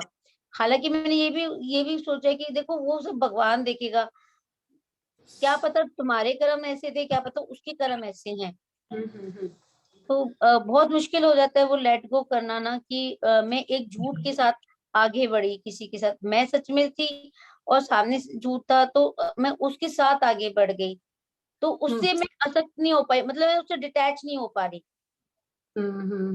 लाइफ में। तो ये इसमें लॉस किसका हो रहा है? मेरे ही लॉस हो रहा है, क्योंकि सिंपल जब हम ये समझ जाएंगे कि मेरा लॉस हो रहा है, तो लॉस से बचने का हर प्रयत्न बुद्धिमान व्यक्ति करता है। उस व्यक्ति में जो इतना झूठ भी बोलता है या आपसे जो भी कैसा भी व्यवहार रखता होगा, उसमें एक तो गुण अपन देख ही सकते हैं, क्योंकि भगवान ने सब में दोष भी दिए हैं तो गुण भी दिए हैं।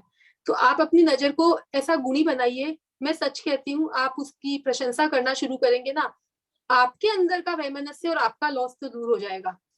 और हमारी जिम्मेदारी केवल अपना लॉस दूर करने की है, दूसरा क्या कर रहा है वो देखने की ना हमारी जिम्मेदारी है, ना हमारी योग्यता है कि उसको हम दूर कर सके। कोई तो गुण होगा उसमें, आप उस गुण को अगर ग्लोरीफाई नहीं कर सको तो चिंतन तो करो। वो तो मैंने अपना वे बदल लिया, क्योंकि मुझे लगता है कि जहाँ आपकी रिस्पेक्ट या आपकी बात की वैल्यू ना हो, जहाँ सच की वैल्यू ना हो, तो वहाँ सब बेकार है। तो इसलिए मैंने अपना वे बदल लिया। लेकिन आपने मन स्मरण कर रहा है ना, फिर भी मन स्मरण कर रहा है ना। हाँ राइट, यही वाली बात, मन तो वही है, बिल्कुल मन वही स्टक है। मन अपने रास्ता बदल दिया, मतलब कर्मेंद्रियों को वश में कर लिया, लेकिन मन अभी वही स्टक है, तो उसको निकालना भी आपका ही कार्य है शिल्पा जी। और आपके साथ तो इतने अद्भुत आशीष प्रभु जी का संग है, भगवान के नाम का संग है, और आप अपने आप को इन सब चीजों में इन्वॉल्व रख सकते हैं जब भी आपके पास समय हो। और कोशिश कीजिए उसके किसी एक गुण का आप दर्शन करें, और कभी मिले तो उसका एक वो ग्लोरीफाई कर दीजिए, तो आपके मन से उसका वो, क्योंकि देखिए नीचा दिखाना, अगर उसको दूर करना तो उसको ऊंचा दिखाना पड़ेगा। हाँ नहीं, और फिर हमें नीचे किस लिए दिखाना, भगवान के लिए तो सब सम है। भगवान के लिए तो सब सम है, उसकी जो यात्रा है वो भगवान ने लिख के दी है। हर कोई देखिए, हर कोई चाहता है कि हम ऐश्वर्य वैभव वो इससे जिए, हर कोई वो सुष्मिता सेन या ऐश्वर्या राय बनना चाहता है। वो तो भगवान ने जिसको जो यात्रा पे डाला है वो उसी यात्रा पे लगे। हम किसी को नहीं कह सकते कि मैं उसको किसी को नीचा नहीं, पर मन, वही वाली बात है, आपकी बात सही है। जब मन में ऐसी बात आती है तो चाहे हम अपना वो दिखाना चाहते हैं कि नहीं, ट्रुथ ही ऊपर है, पर हम कौन होते हैं? वो सच और झूठ तो भगवान के हाथ में होता है कि क्या सच है क्या झूठ है। हमारे लिए तो नहीं, सच है, वो दूसरे के लिए भी जज करना हाँ भगवान के हाथ में है, क्या सच है क्या झूठ है, पर सच पर राइट, टिके रहना या झूठ बोलना वो व्यक्ति के हाथ में हाँ राइट, है ना। डिसाइड जज करना तो भगवान के हाथ में है, और वो जानते हैं और वो अपने हिसाब से सब करते हैं, उनका हाँ चालू है प्रकृति के माध्यम से। पर सच के मार्ग पे टिके रहना या झूठ चूज कर लेना ये अपने हाथ में है। आज मैंने आपसे एक बात सीखी है, शायद अभी अभी जब आपने बोला, ठीक है, आप ना जब भी आप सबकी प्रशंसा करना शुरू कर दो, शायद आप बिल्कुल सही कह रहे हैं। जो मन की ये जो वो जो कहीं अटक गया है, शायद थोड़ी सी ईर्ष्या में अटक गया है, वो शायद निकल जाएगा। 100% निकलेगा, क्योंकि ये श्री गुरु ने बोला। ये मेरी हाँ भी प्रॉब्लम थी। देखिए शिल्पा माता जी, हम सब एक ही मार्ग से गुजर रहे हैं, अविद्या का मार्ग है, विद्या की तरफ बढ़ना है। प्रॉब्लम्स करीब करीब एक जैसी आएगी। मैंने भी ये श्री गुरु से ही पूछा, और श्री गुरु ने मुझे ये कहा कि एक तो उसमें गुण होगा, वो तू देख, और उसका ग्लोरीफाई नहीं कर सके तो मन से उस गुण का चिंतन कर। तो जो तू नीचे दिखाना चाहती है वो ऊंचा हो जाएगा, तो धीरे धीरे वो बिल्कुल, क्योंकि हाँ, वो जो नेगेटिविटी मेरी तरफ से पहुंच रही है Yes. उसको शायद फिर वो खत्म सी होने लग जाएगी जब पॉजिटिविटी पहुंचेगी। हाँ, तो क्योंकि मन जो ये जब हमारी यही पॉजिटिविटी भगवान तक पहुंच सकती है, वो यही नेगेटिविटी भगवान तक पहुंच सकती है, तो उसके पास भी पहुंच रही है, क्योंकि ये ऊर्जा तो जाती है तभी वाइब्रेशन तो। जाती है। हाँ, वाइब्रेशन बिल्कुल अगर आप हम सही कह पॉजिटिव, रहे हैं। मैं कोशिश करूंगी कि मन से जो उसका अच्छा गुण है उसको वो करूंगी। बाकी क्या कहते हैं, देखिए जो भी वो है ना। हाँ, क्योंकि देखो, काम क्रोध लोभ मोह मद मात्सर्य का रिप्लेसमेंट है। जैसा श्री गुरु कहते हैं कि भाई काम को हम भगवान के लिए सेवा करें, अच्छे से अच्छे उसमें कन्वर्ट कर सकते हैं। क्रोध भी जैसे हनुमान जी ने किया भगवान के लिए। लोभ भी हम भक्तों का संग हमारा बढ़े, इसमें रिप्लेसमेंट है। पर कहते हैं इस ये जो मात्सर्य है इसका कोई रिप्लेसमेंट नहीं है, इसको तो दूर ही करना पड़ेगा। और दूर करने के लिए हमको बहुत ही एक्टिवली प्रयास करने पड़ेंगे, बहुत एफर्ट्स लेने पड़ेंगे। और पहला एफर्ट बहुत तकलीफदेह होगा, बहुत तकलीफ देगा हमको फर्स्ट एफर्ट, लेकिन नेक्स्ट एफर्ट में फर्स्ट स्टेप का और स्ट्रेंथ आएगा। तो ऐसे स्ट्रेंथ बढ़ के हमको बहुत तुरंत उससे दूर कर देगा।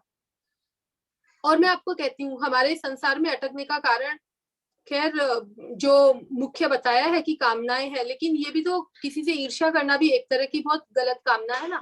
तो एक बार मैंने महसूस किया था कि इचलकरंजी जी, मतलब जहां मैं रहती हूँ, वहां छोड़ के हमको वृंदावन जाना था।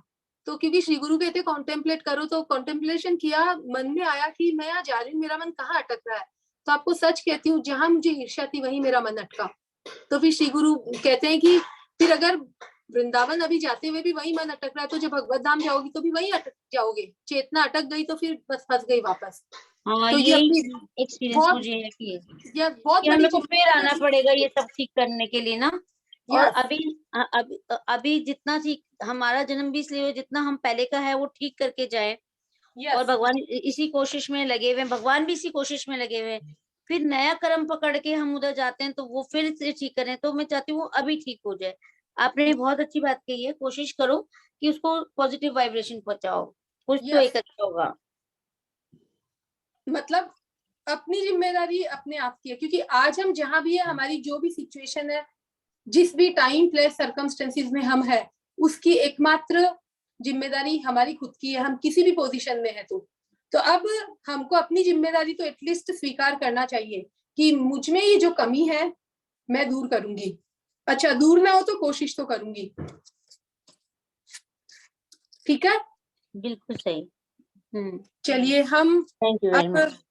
है ना, तो ये जो है कर्मेंद्रिया और ज्ञानेंद्रिया, तो इनकी एक बार जो भगवान ने 2 श्लोक में बोला, तो एक बार देख लेते हैं। फिर कल आज हमारा अच्छा देखेंगे, हम ट्राई करेंगे कि 8वां भी कंप्लीट करें, फिर कल 9वें से शुरू करेंगे।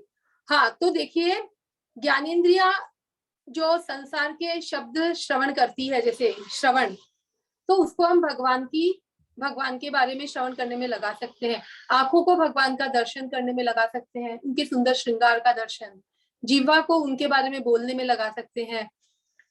नासिका को भगवान के जो अर्पित तुलसी और पुष्प है उनको सूंघने में लगा सकते हैं। तो इस तरह से हम उन सबको रिप्लेस कर सकते हैं। और वैसे ही कर्मेंद्रियां जो गुदा और उपस्थ है उनका कोई यूज नहीं है भक्ति में। केवल मात्र भगवान के कृष्ण भावना भावित संतति संतान उत्पन्न करने के लिए उपस्थ का उपयोग किया जा सकता है। लेकिन बाकी जो हाथ पैर और वाणी है, हाथों को भी भगवान के लिए फूल चयन करने में, भगवान को फूल चढ़ाने में, तुलसी चयन करने में, इस तरह की सेवा में लगाया जा सकता है, लगाना चाहिए। उससे क्या होगा, भले हमारा मन कहीं भी होकर कर्मेंद्रियां अगर कार्य कर रही है ना, तो धीरे धीरे मन वहां आ ही जाएगा। एक्चुअली कहते हैं कि जहाँ मन रहता है वहां इंद्रियां जाती है, ये बात सही है। लेकिन जब भक्ति को हम समझ जाते हैं तो जबरदस्ती जिद भी अगर हम मन लगाते हैं भगवान के लिए फूल चयन करने में, तुलसी चयन करने में, गुणगान करने में, कुछ भजन गाने का अगर आदत बना ले, अभ्यास बना ले हमारा कि एक मुझे गाना ही है, तो धीरे धीरे मन वहां आने लगेगा। ये दोनों तरफ से है। मन तो संसार की तरफ ही जा रहा है तो इंद्रियां वहां जाएगी बराबर है। लेकिन जब हमको भक्ति की समझ आई तो हम जबरदस्ती कर्मेंद्रियों को अगर इधर लगाएंगे तो धीरे धीरे मन भी आ जाएगा। ये भी भगवान इस श्लोक के माध्यम से हमको बता रहे हैं। तो इस तरह से दो चीज बहुत मुख्य है जो कलयुग का मुख्य लक्षण भी है। हरेर नाम हरेर नामैव केवलम कलौ नास्तेव नास्तेव नास्तेव गतिरन्यथा। कोई गति नहीं है हरि का नाम लेने के अलावा। 3 बार जब किसी बात को कहा जाता है हरेर नाम हरेर नामैव, शास्त्र में 3 से ज्यादा चौथी बार कहीं भी एक साथ नहीं कहा गया है, तो 3 बार कह दिया मतलब प्रमाणित हो गया। और कहते हैं कलौ नास्तेव नास्तेव नास्तेव, इसके अलावा कोई गति नहीं है नहीं है नहीं है। तो हमको हरि का नाम जब हम लेंगे, श्रवण करते हुए, जब हम जो बोलते हैं वो श्रवण करते हुए लेंगे हरि का नाम, तो ये वाणी की बहुत अद्भुत दोनों सेवा हो सकती है। वाणी का काम बोलना भी है और कानों का काम श्रवण करना भी है, और वाणी भगवत प्रसाद भी लेगी। जब अच्छे से श्रवण करेगी, शुद्धिकरण आएगा तो प्रसाद भी लेगी। अब इन श्लोकों में किसी को कुछ प्रश्न है तो पूछिए, नहीं तो फिर हम आगे के श्लोक की तरफ बढ़ेंगे। प्लीज पूछिए।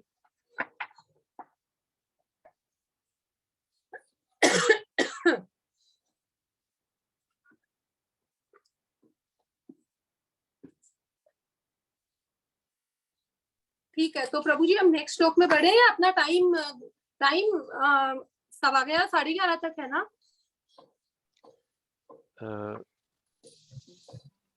आप देखिए जब तक, वैसे आधा घंटा और कर सकते हैं, नहीं तो यहीं पे भी रख सकते हैं, नेक्स्ट लोग भी देख सकते हैं अगर आपको अनुकूल है तो। हाँ ठीक है प्रभु जी, हम यही फिर, क्योंकि 11:22 हो गए हैं। किसी का कोई प्रश्न नहीं है तो अगर आप कहें तो 10 मिनट में ये श्लोक ले लेते हैं। हाँ हाँ। कहते हैं ये श्लोक, नेक्स्ट श्लोक भगवान कह रहे हैं कि नियतम कुरु कर्मत्वम कर्म ज्यायो या कर्मणः शरीर यात्रा पीछते न प्रसिद्धेद अकर्मणः। तो इस श्लोक को मैं पूरा एक साथ बोलती हूँ, फिर आप में से कोई बोलना चाहे तो बोल सकते हैं।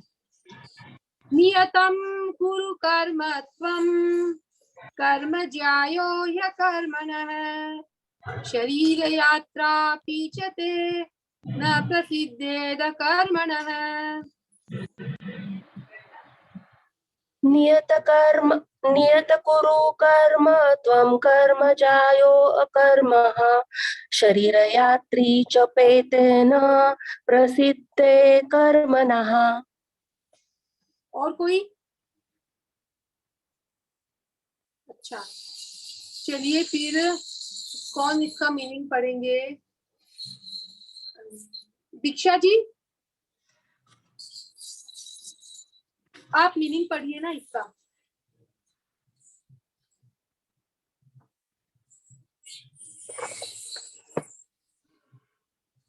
स्क्रीन पर आए, स्क्रीन पे शो नहीं हो रहा अभी।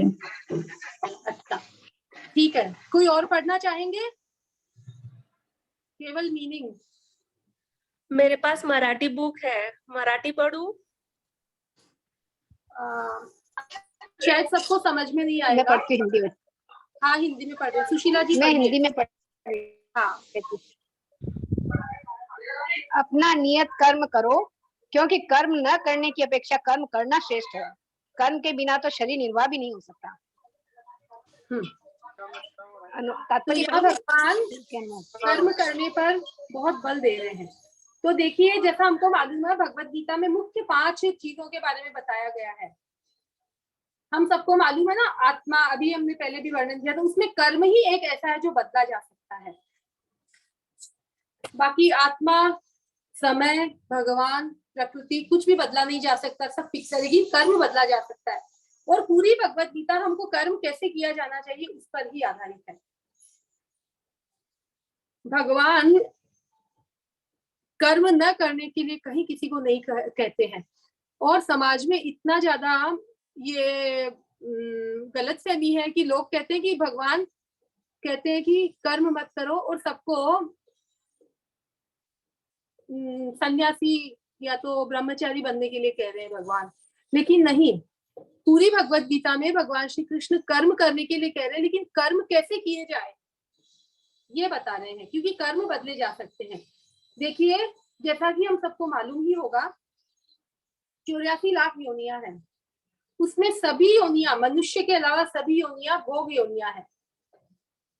इवन की हम जो जीवात्मा नरक जाता, तो नरक में भी जो देह मिलता है वो यातना देह है। लेकिन जो मनुष्य शरीर है वही कर्म देह है, कर्म योनि है। इसका मतलब क्या? इसका मतलब ये है कि बाकी जो योनियां भोग योनियां है, मतलब 84 लाख योनियों में जितने भी जीव जो कार्य कर रहे हैं, 4 ही कार्य कर रहे हैं: आहार, निद्रा, भय और मैथुन। तो जितने भी 84 लाख योनियां हैं वो केवल आहार, निद्रा, भय, मैथुन से रिलेटेड जो भी कार्य है वही कर रहे हैं, जो कि कर्म में नहीं गिने जाएंगे, भोग में गिने जाएंगे।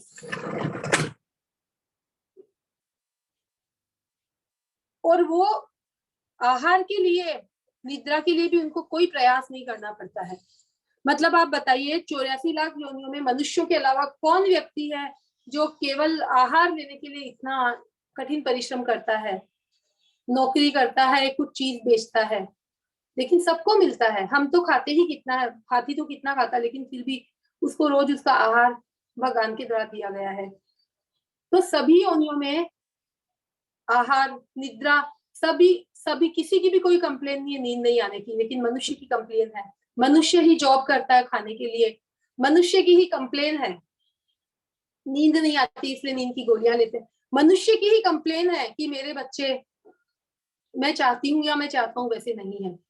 कभी भी हर योनि में देखिए आप, कीट पतंग, चिड़िया, हाथी, जो हम अपने आसपास में भी देखते हैं, कुत्ते वगैरह, न किसी को कंप्लेन है, और कुत्ता अपने बच्चे को परफेक्ट कुत्ता बना देता है, चिड़िया अपने बच्चे को परफेक्ट चिड़िया बना देती है, लेकिन मनुष्य नहीं बना पाता है।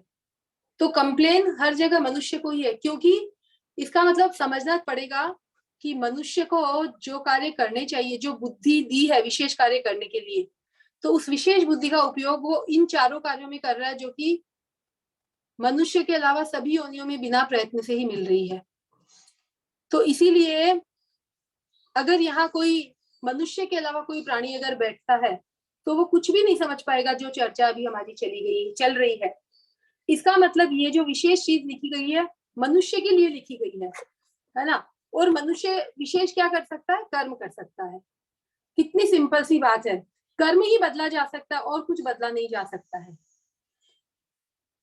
तो जैसे कि कोई कह सकता है मेरी सिचुएशन ऐसी है, लेकिन भक्ति के लिए, भगवान की तरफ बढ़ने के लिए हर सिचुएशन परफेक्ट ही है। हर सिचुएशन में व्यक्ति भगवान को पुकार सकता है। तो कर्म करने के ऊपर भगवान पूरी भगवत गीता में कहेंगे कि कर्म करना, पर कैसे कर्म करना है ये बताएंगे।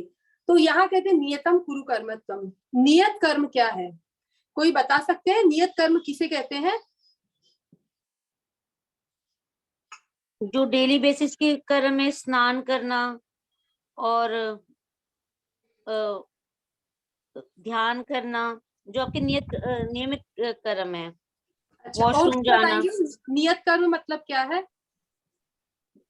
हमारे वर्ण और आश्रम के अंतर्गत रहते हुए जो कर्म वो हुए क्या नियत कर्म? किसके अनुसार? वर्ण और आश्रम के अंतर्गत रहते हुए जो कर्म है वो। हाँ प्रभु जी, आपने एकदम सही बोला। नियत कर्म मतलब हमारे स्वभाव के अनुसार जो निश्चित किए गए हैं, है ना। तो आगे प्रश्न उठेगा कि स्वभाव मतलब क्या? स्वभाव के द्वारा जो निश्चित हो चुके हमारे कर्म वो नियत कर्म है। तो अब स्वभाव समझना पड़ेगा। तो स्वभाव 4 तरह का बताया है ना, 4 आश्रम है और 4 क्या है? वर्ण है। तो वर्ण चातुर्वर्ण्यम मया सृष्टम गुण कर्म विभागश है। भगवान कृष्ण कहते हैं 4 वर्णों की रचना मेरे माध्यम से हुई है, जो मैंने गुण और कर्मों के अनुसार डिसाइड किया है, न कि जन्म के अनुसार।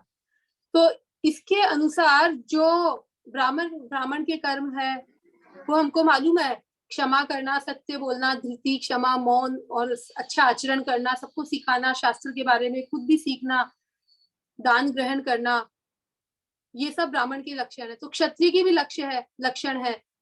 तो वणिक के भी, जो वैश्य है उसके भी कुछ लक्षण बताए गए। भगवान ने 18वें अध्याय में सबके लक्षण बता दिए, और शूद्र के भी है।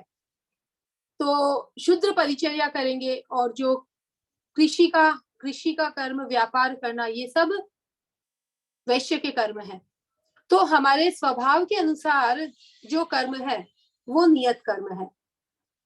और वो स्वभाव हमारा कैसे बनता है, कोई बताएंगे?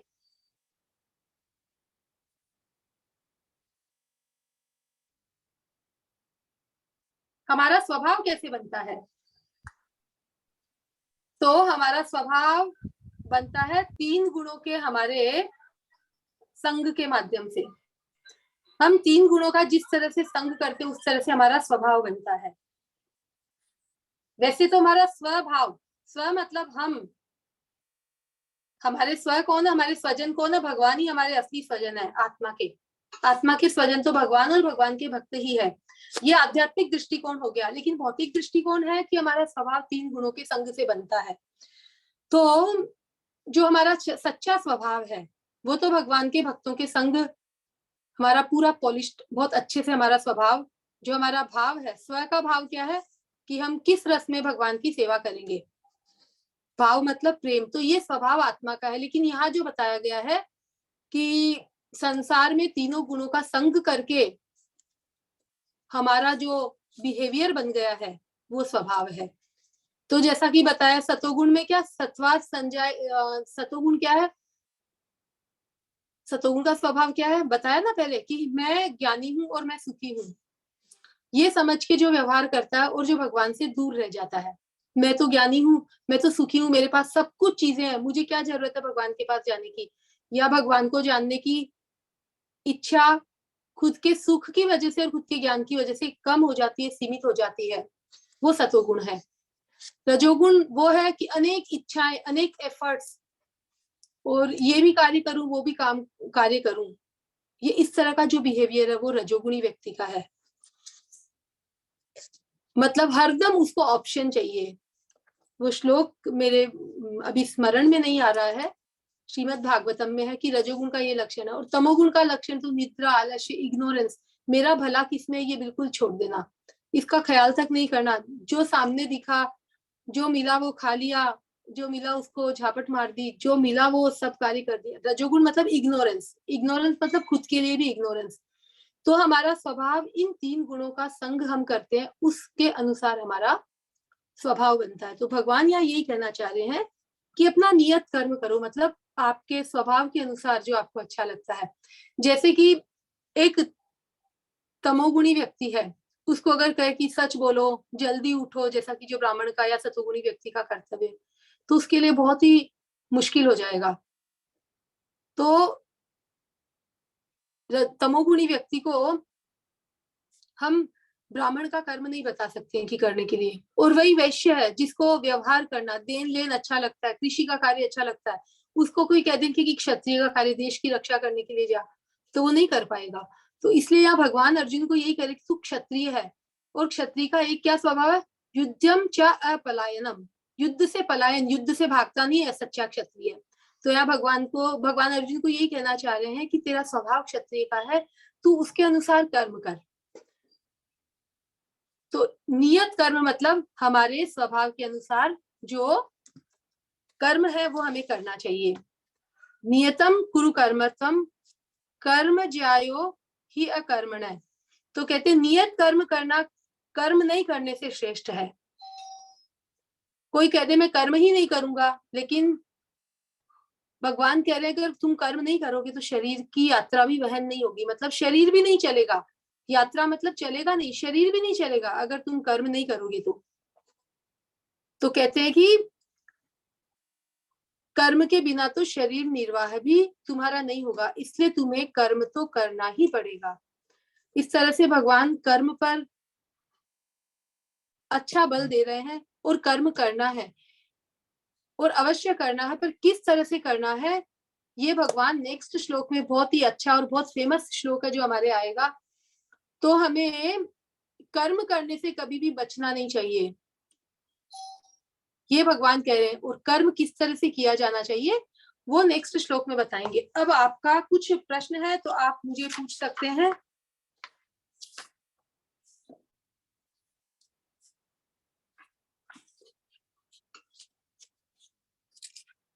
कोई प्रश्न नहीं है तो नियत कर्म का एक और अर्थ भी है इस श्लोक में बताया जा सकता है। नियत कर्म मतलब देवताओं ने फिक्स कर दिया, मतलब कई चीज हमारे प्रारब्ध से हमारे पास आती है। तो अर्जुन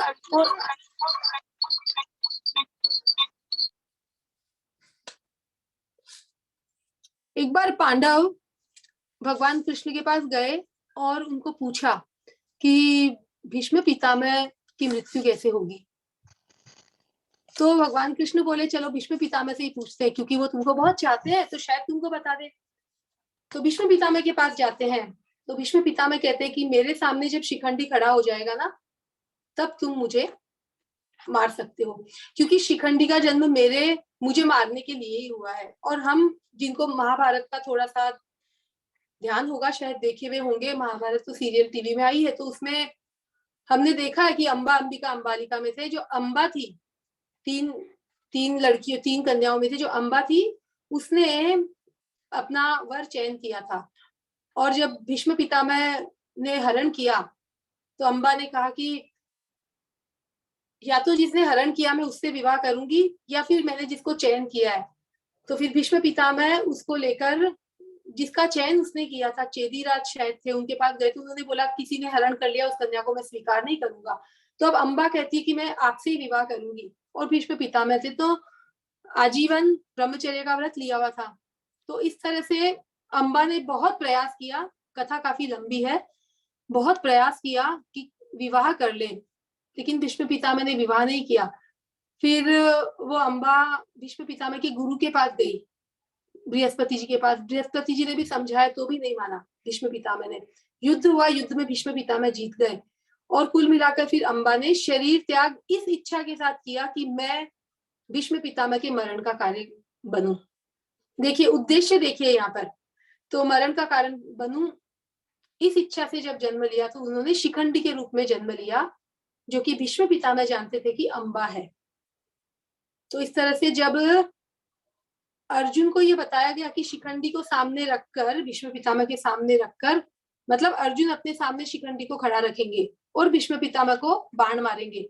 तो क्योंकि शिखंडी भीष्म पितामह जानते कि स्त्री है, और ये धर्म क्षेत्र कुरुक्षेत्र जो था ये धर्म क्षेत्र में हुआ धर्म युद्ध था, तो किसी स्त्री को कभी बाण नहीं मारा जाना चाहिए, ये धर्म का इस युद्ध का नियम था। तो भीष्म पितामह ने कहा कि शिखंडी को तुम अपने सामने खड़ा कर लेना तो मैं बाण नहीं मार सकूंगा, और भीष्म पितामह के मरण का कारण अर्जुन ही बनेंगे। तो इस तरह से भगवान कृष्ण अर्जुन को बोल रहे हैं कि नियत कर्म हो गया, मतलब देवताओं ने निश्चित कर दिया तेरे लिए कि तू ही भीष्म पितामह के मृत्यु का कारण बनेगा, क्योंकि भीष्म पितामह को मैं कैसे मारूंगा, मैं तो उनकी गोद में खेला हुआ हूँ। तो इस तरह से नियत कर्म का एक ये भी मीनिंग लेना चाहिए कि जो हमारे कई चीजें प्रारब्ध के अनुसार फिक्स हो जाती है। जैसे हमको कहीं जाना है, हमने टिकट ले ली फ्लाइट में, दिल्ली से बंबई की ले ली, तो अब दिल्ली से बंबई की फ्लाइट में हम बैठ गए तो कुछ कार्य डिसाइडेड है हमारे लिए, ये पानी आएगा, कि हमको उसी सीट पर बैठना है, वो जो हमारे साथीदार है वही रहेंगे, ये तो डिसाइडेड है हमारा, है ना। लेकिन उसमें हम और कैसा ऐसा एक्स्ट्रा अच्छा व्यवहार कर लें कि कुछ प्रॉब्लम भी है वो भी सॉल्व हो जाए और हमको कुछ अच्छा मिल जाए। तो इस तरह से नियत कर्म कुछ देवताओं के द्वारा फिक्स कर दिया जाता है प्रारब्ध के रूप में, वो भी एक नियत कर्म माना है यहाँ पे, ऐसा वैष्णव आचार्य बताते हैं।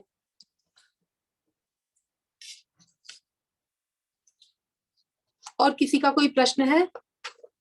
नहीं तो हम फिर आज यही विश्राम लेंगे। हरे कृष्णा, प्रणाम माता जी। हाँ हरे कृष्ण। हाँ प्रणाम माता जी। वो मैं एक बात थी, मतलब प्रश्न ही है कि जैसे कभी कभी अपने साथ ऐसा क्यों हो जाता है कि अपन कोई ऐसा कार्य होता है कि अपना मन नहीं होता है, या मतलब बिना अपनी इच्छा के विरुद्ध ही हमें जबरदस्ती करना पड़ता है, ऐसा क्यों हो जाता है? जैसे करना, क्योंकि वहां हम हमारी इच्छा को, मी इन द सेंटर आ जाता है ना। हमको ऑल द टाइम मोटिवेटेड रहना है कि मी इन द सेंटर नहीं, Krishna in the centre.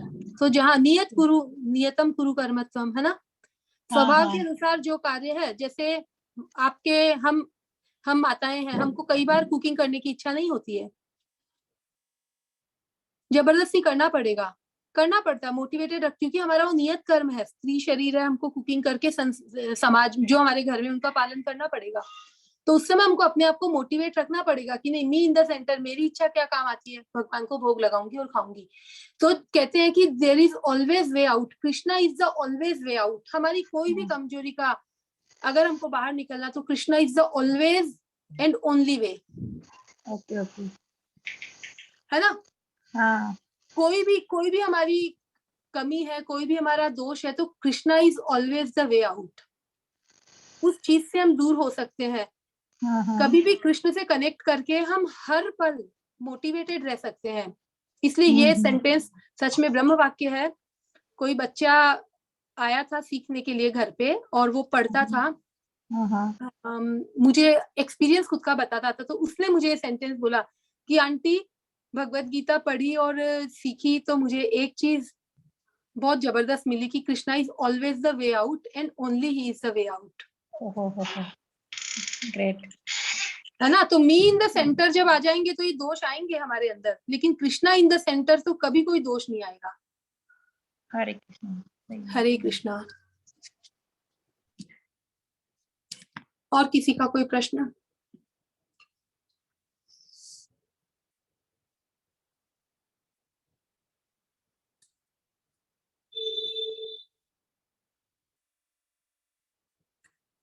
Sushila भाभी जी, आप पूछिए, आप कभी पूछते नहीं हैं।